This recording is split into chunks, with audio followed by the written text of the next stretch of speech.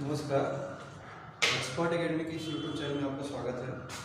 RRB NTPC exam को देखते हुए आरआरबी एनटीपीसी के आगामी एग्जाम को देखते हुए हम एक नया टॉपिक स्टार्ट करने जा रहे हैं।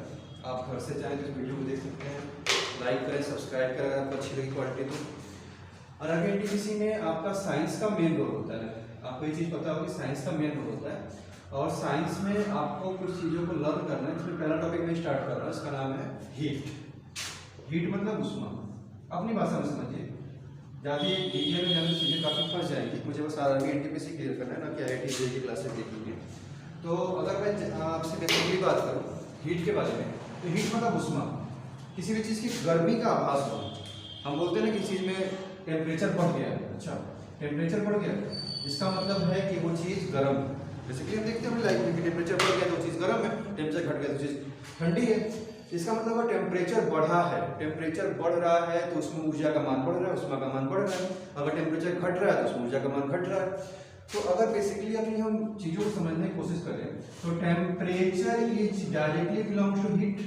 मतलब टेम्परेचर बढ़ेगा तो हीट बढ़ेगी और टेम्परेचर घटेगा तो हीट घटेगी। ठीक, इस टॉपिक को समझते हुए जरा एक काम करिएगा कि टेम्परेचर को हम कैसे बढ़ाएंगे। टेम्परेचर को बढ़ाने के दो तरीके होते हैं, ठीक है ना। आपसे एक क्वेश्चन पूछा जाता है, ध्यान समझिएगा कि किसी भी चीज को मान लीजिए एक तार ले लिया, एक रॉड ले लिया, चाहे कोई भी फिजिकल क्वांटिटी मैंने पिक कर ली, ठीक है। इसके तापमान को मैं बढ़ा रहा हूँ, इसके टेम्परेचर को मैं बढ़ा रहा हूँ। तो टेम्परेचर की डायरेक्शन होती है बेटा, आप पहले इस बात समझने की कोशिश करो। टेम्परेचर की डायरेक्शन होती है, और टेम्परेचर की डायरेक्शन होती क्या है कि टेम्परेचर ऑलवेज फ्लो फ्रॉम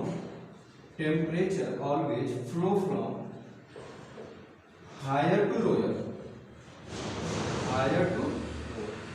इसका मतलब हमेशा तापमान, अगर मैं आपसे कहूं कि T2 ज्यादा है और T1 कम है तो टेम्परेचर का फ्लो किधर होगा बेटा? हाँ, टेम्परेचर का फ्लो होगा T2 से T1 की तरफ। ठीक, आपको ये चीज कोई क्वेश्चन के मैंने देखा कि आरआरबी के एग्जाम से पूछे जाते हैं। उष्मा के बारे में हम एक बात जान लीजिए कि उष्मा की सबसे पहले इकाई की बात करें अगर, तो उष्मा की कई इकाई होंगी। ठीक, कौन कौन सी इकाई है सुनिएगा। सबसे पहले आपने जूल सुना होगा, ठीक है सर। जूल, एक जूल में कितनी कैलोरी होती है भाई, ये भी आपने सुना होगा। थर्म सुना होगा, बीटीयू सुना होगा। एक बार मैं यहाँ लिख ले रहा हूँ कि मैं किसकी बात करूंगा। जूल, कैलोरी, जूल हो गया, कैलोरी हो गया। इसके बाद से मैं अगर बात करूंगा आपसे तो बीटीयू की बात करूंगा। फुल फॉर्म होता है, नोट कर लेंगे, ब्रिटिश थर्मल यूनिट। और फिर आगे अगर बात किया तो थर्म पूछा जाता है, ठीक है ना। थर्म सबसे बड़ी इकाई है उष्मा की। ठीक, तो एक जूल जो होता है ये होता है ऊर्जा का कौन सा मात्रक या उष्मा कौन सा मात्रक, एसआई मात्रक, ठीक है ना। ऊर्जा कौन सा मात्रक, एसआई मात्रक। ठीक, जूल के पास कैलोरी आता है। कैलोरी की डिफिनेशन होती है बेटा, आपको पता होनी चाहिए कि किसी भी शुद्ध जल का तापमान 1 डिग्री सेंटीग्रेड बढ़ाने के लिए जितनी भी ऊर्जा या उष्मा की आवश्यकता होती है उसे हम 1 कैलोरी कहते हैं। रिपीटिंग अगेन, मैं क्या कह रहा हूं कि किसी भी शुद्ध जल का तापमान 1 डिग्री सेंटीग्रेड बढ़ाने के लिए जितनी भी ऊर्जा की आवश्यकता होती है उसे क्या कहते हैं, 1 जूल कहते हैं। और बेसिकली इसे माना जाता है कि हम 14.5 डिग्री सेंटीग्रेड से 15.5 डिग्री सेंटीग्रेड तक बढ़ाते हैं, ठीक है ना। तो कैलोरी समझने की कोशिश करो। कैलोरी क्या है, किसी भी, आप इस बात को नोट कर लो सर, इंपॉर्टेंट है ये, किसी भी शुद्ध जल का तापमान कितना बढ़ाना है बेटा, 1 डिग्री सेंटीग्रेड बढ़ाने के लिए।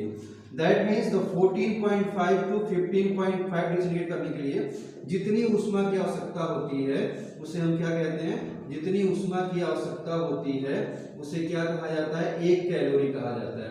आप यही बात आगे सोचेंगे, उष्मा धारिता में कैलोरी कहा जाता है, लेकिन वो बात आगे की बात है। आप बस इतना नोट कर लीजिए कि 1 कैलोरी क्या होता है सर, 1 कैलोरी किसी भी शुद्ध जल का तापमान 1 डिग्री सेंटीग्रेड बढ़ाने के लिए जो ऊर्जा की आवश्यकता है, उष्मा की आवश्यकता, उसे क्या कहते हैं, 1 कैलोरी कहा जाता है। अच्छा, फिर ये बात आती है कि कैलोरी उस ऊर्जा, जूल से बड़ी यूनिट है क्या? हाँ बिल्कुल, जूल सबसे छोटी यूनिट मानी जाती है उष्मा की। 1 कैलोरी में सर 4.18 जूल होता है। कितना जूल होता है सर, 4.18 जूल।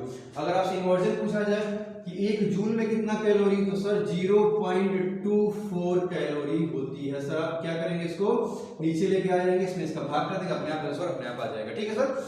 इसके बाद से इसकी बड़ी हो जाती है सर बीटीयू। 1 बीटीयू में 252 कैलोरी होती है सर, याद कर पाएंगे क्या? 1 बीटीयू में 252 कैलोरी होती है, ठीक सर। 1 बीटीयू में 252 कैलोरी होती है। बीटीयू मतलब ब्रिटिश थर्मल यूनिट, ये भी क्वेश्चन पेपर पूछा गया है। अगर इसके बाद से मैं चर्चा करूं कि एक थर्म क्या आप सब बताएं, तो थर्म ऊर्जा की उष्मा की सबसे बड़ी यूनिट होती है और एक थर्म में 10 टू द पावर 5 कैलोरी होती है।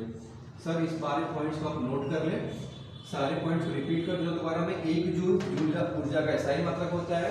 कैलोरी किसे बोलते हैं सर, किसी भी शुद्ध जल का तापमान 1 डिग्री सेंटीग्रेड बढ़ाने के लिए जितनी भी ऊष्मा की आवश्यकता होती है उसे एक कैलोरी कहा जाता है।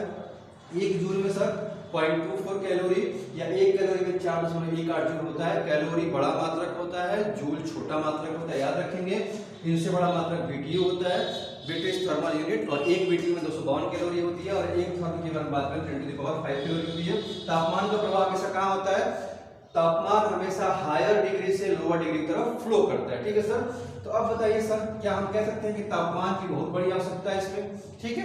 तो तापमान के मेरे पास कितने मात्रक होते हैं, कितनी पद्धतियां होती हैं, जरा इसको समझने की कोशिश करेंगे। समझेंगे कैसे सर, अगर आप इस बात को समझ पा रहे हैं तो मैं आपको एक छोटा सा पॉइंट बताना हूँ। क्या बताना चाहता हूँ, सुनिएगा कि टेम्परेचर नापने की मेरे पास कितने मेथड्स होते हैं, ठीक है ना। टेम्परेचर नापने के पास कितने मेथड्स होते हैं, तो ये होते हैं सर सबसे छोटा फ़ारेनहाइट, डिग्री सेंटीग्रेड, केल्विन और एक आउट ऑफ फैशन जो इसे हम रीमर कहते हैं, ठीक। ये चार आपको इन्वर्जन हमेशा पता होना चाहिए, ठीक है सर।